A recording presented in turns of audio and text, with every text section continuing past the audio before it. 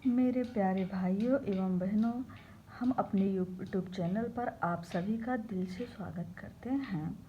जैसा कि आप लोगों को देख के ही पता चल रहा होगा कि आज हम संधि पढ़ाने के लिए आए हैं, जो कि आज मेरे यूट्यूब चैनल पर मेरी हिंदी की पहली क्लास है। और आप लोग को पता भी होगा कि हिंदी ऐसा सब्जेक्ट है जो हर एग्ज़ाम में हम कम से कम 10 से 15 क्वेश्चन पूछे ही जाते हैं।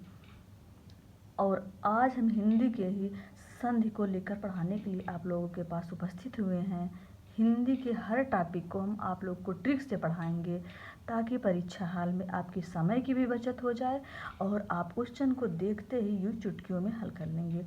तो आइए मेरे प्यारे एवं भाइयों बहनों, बगैर समय गवाए हुए हम इस संधि को स्टार्ट करते हैं। संधि संस्कृत का शब्द है।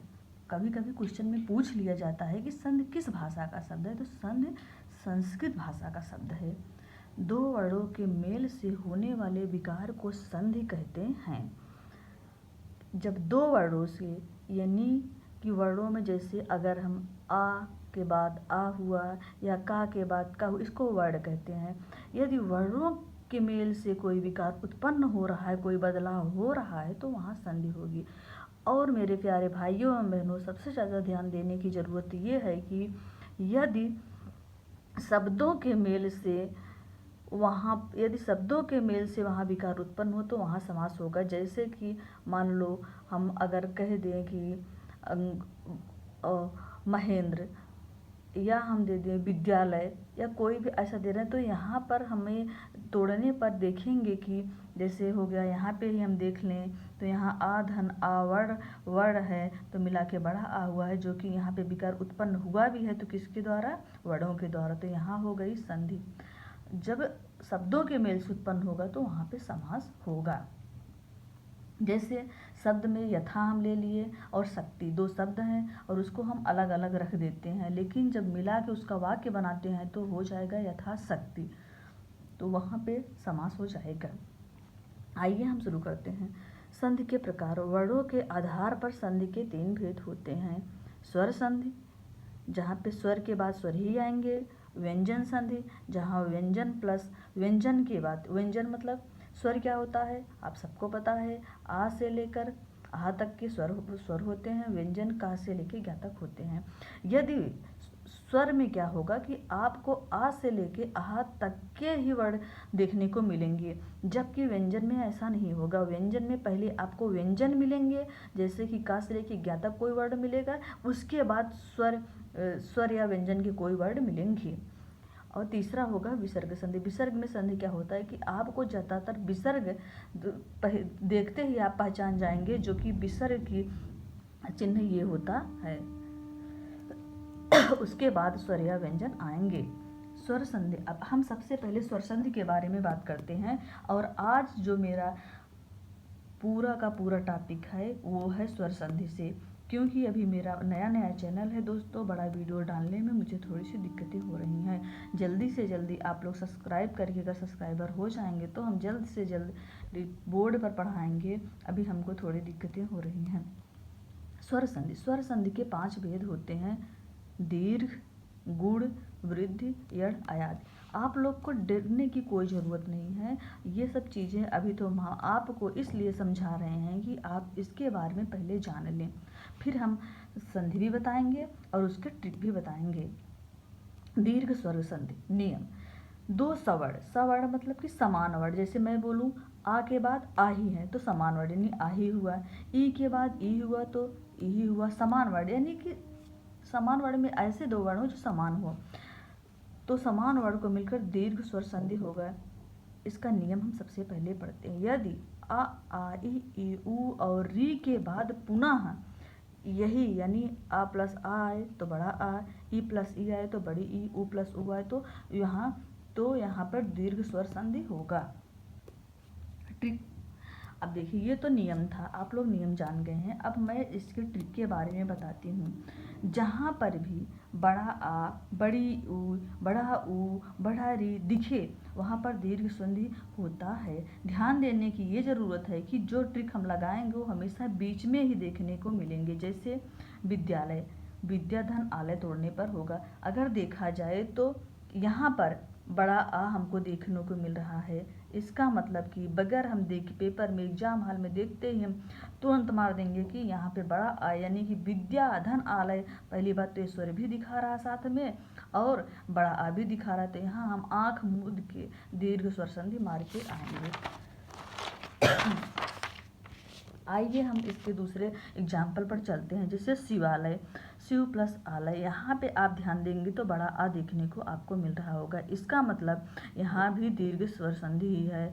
गिरीन्द्र, देखिए आपको जैसे मैं बताई थी कि क्या कि बड़ा आ, बड़ी ई, बड़ा ऊ, बड़ा आ, बड़ी ई या बड़ी ऊ, वही चीज़ें आपको देखने को मिल रही हैं। गिरीन्द्र यानी बड़ी ई, पीछे देखिए बीच में आपको बताए थे मिली हैं गिरीन्द्र।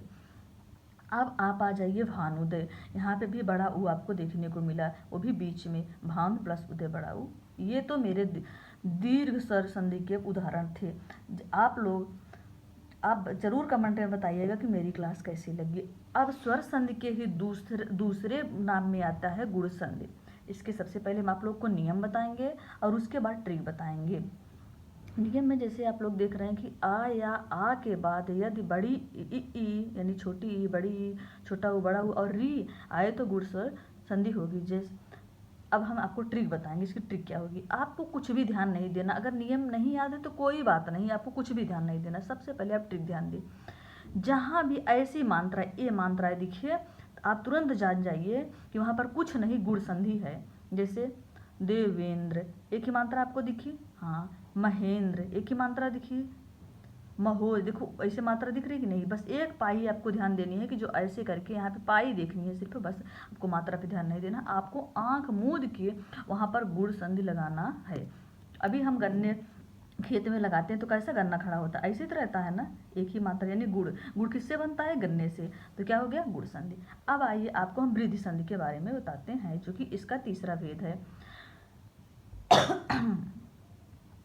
वृद्ध स्वर संधि नियम, सबसे पहले आ मतलब छोटा या बड़ा आ के बाद यदि ए या ऐ आए तो दोनों के स्थान पर ओ या ऐ हो जाता है। दोस्तों वृद्ध संधि ये नियम बताती है कि यदि दोनों में से कोई आ हो उसके बाद ए या ऐ, ये चीज़ें हमको ध्यान देनी है। आता है तो वहाँ उस स्थान पर ओ या औ हो जाता है। कोई बात नहीं, हम नियम से थोड़ा डर रहे हैं, परीक्षा हाल में नियम तोड़ने की टाइम कहाँ रहती है नियम देखने की, तो हम इसकी ट्रिक देखते हैं। यदि डबल मात्रा दिखे तो वृद्धि संधि होगी, कोई दिक्कत नहीं। जब एक मात्राएं हम लोग देखे थे तो वहाँ पे ईख लगाए थे तो गुण संधि हो गई थी, कोई बात नहीं। अगर हम डबल कर दे रहे हैं तो वृद्धि मतलब वैसे भी होता है बड़ा हो जाना, यानी डबल हो गया तो बड़ा हो गया। अब क्या हो गया, वृद्धि संधि। जैसे दो मात्राएं दिखी, एकाएक, सदैव, महोसद, महोजस। बताइएगा दोस्तों ज़रूर फ़ोन उस पर कमेंट करके यूट्यूब पे कि आपको मेरी क्लास कैसी लगी। अब आ गया चौथा स्वर संधि, यड़ संधि नियम। यदि सबसे पहले हम यड़ संधि को ध्यान से देखेंगे। हम हर जगह देखें, चाहे वो हमारा हो गया वो दीर्घ संधि, इसमें भी बताया है कि आ के बाद, उ के बाद, और चाहे हमारा हो गुण संधि, उसमें भी बताया पहले आ के बाद, और वृद्धि संधि में आ के ही बाद कोई स्वर आते हुए दिखाई दिए हैं। लेकिन यड़ में क्या होता है कि पहले ई उ री होंगे, यानी कि पहले आगे वाले वर्ड जो होंगे मेरे, वहाँ पर ई उ और री होंगे, उसके बाद कोई भिन्न स्वर आएंगे। अगर हम कंफ्यूज हो रहे हैं कि किसमें आ के बाद, जैसे यड़ मतलब क्या होता है, यड़ संधि के बारे में बात करें तो यड़ यानी लड़, हम लड़ गए कि यार हमेशा आ ही क्यों आ रहा है, कभी तो ई को ऊपर रखिए, यानी यड़ यहाँ हम लड़ गए हैं, तो यहाँ पे ई उ से स्टार्ट हो जाएंगे। जैसे ये तो नियम था इसका कि ई उ और री के बाद कोई भिन्न स्वर आए तो ई यानी छोटी ई हो चाहे बड़ी हो, इसका या हो जाएगा, उ का वा हो जाएगा, और री का रा हो जाता है। ट्रिक, हम सबसे पहले ट्रिक देंगे क्योंकि मेरा विशेष ध्यान है आप लोग को संधि पहले समझ में आए। आप परीक्षा लगी हुई है पिट की, आप कोई क्वेश्चन ना गलत करें, उसके बाद आप नियमों को अच्छे से पढ़कर याद कर सकते हैं। जहाँ भी आधा आधा अक्षर पहले हो, उसके बाद या व रा के पहले को यहाँ पे दोस्तों पूरा नहीं हो पाया है। जैसे कोई भी आधा अक्षर हो या व रा के पहले, तो वहाँ पे यड़ स्वर संधि होगा। जैसे अन्वय, आपने देखा यहाँ पे वा मिला जी, उसके पहले आधा अक्षर यस। यहाँ पे आप देखा या मिला, उसके पहले आधा अक्षर। यद्यपि में अगर आप तोड़ेंगे तो यद अलग के फिर पा होगी। यहाँ पे भी आप देखेंगे तो आधा अक्षर मिलते हैं। ये भी नियम आपको ये बता रहा है कि आधा अक्षर आपको जरूर देखने को मिल रहे हैं। तो यहाँ भी क्या होंगे, यड़ संधि होंगे। हाँ, कुछ दोस्त मेरे कंफ्यूज हो गए होंगे कि यहाँ भी बड़ा आ देखने को मिला। आप तो बताई थी कि जहाँ बड़ा आ होगा, लेकिन दोस्तों आप और वर्डों में देखेंगे तो उसके आगे आधा अक्षर नहीं होगा, जबकि यहाँ पे मैंने या की बात की है और आप देखेंगे कि दीर्घ संधि में या के पहले आधा अक्षर नहीं मिलेगा। आप लोग कंफ्यूज ना होइएगा, आप लोग सिर्फ टिक पे ध्यान दीजिएगा। अब मेरा लास्ट बचा है 5वां नियम, अयादि स्वर संधि। यदि इसमें भी अब देखिए यड़ संधि के बाद ही अयादि आती है। मैंने बोला कि यहाँ लड़ाई हो गई तो आ पहले नहीं आएगा। यहाँ पे क्या आएगा, ए ऐ ओ औ के बाद, यानी इन्होंने लड़ाई किया तो इनके बाद, या मेरा कोई साथी लड़ाई करते किसी हक के लिए, यदि उसको अधिकार दिया जाता है तो साथ में रहते तो मुझे भी अधिकार अपने आप प्राप्त हो जाता है। तो अयादि संधि को भी अधिकार प्राप्त हो गया। यदि ए ऐ ओ औ के बाद कोई भिन्न स्वर आए तो ए का ऐ का आए, ओ का औ का आ हो जाता है। ये तो है नियम, आप लोग को ज़्यादा ट्रिक देखना। इसमें अयादि संधि बहुत पकड़ना आप लोग आसानी से पकड़ लें, क्योंकि इसमें ज़्यादातर वर्ड या वा से मिलेंगे और न या न पावा न पावक गायक जैसे ही 3 अक्षर वाले वर्ड मिलेंगे, और अयादि संधि में आप कभी भी कंफ्यूज नहीं होंगे। दोस्तों आज मेरी संधि की पहली क्लास थी और मैंने YouTube चैनल पर पहली बार प्रयास किया है पढ़ाने की। अगर हमें बोलने में कोई दिक्कतें हुई हो कोई वो, तो आप लोग कमेंट करके ज़रूर बताइए कि मुझे कहाँ सुधार करनी है। और अभी हमारे पास इतनी व्यवस्थाएं नहीं हो पा रही हैं कि हम बोर्ड पे पढ़ाएं।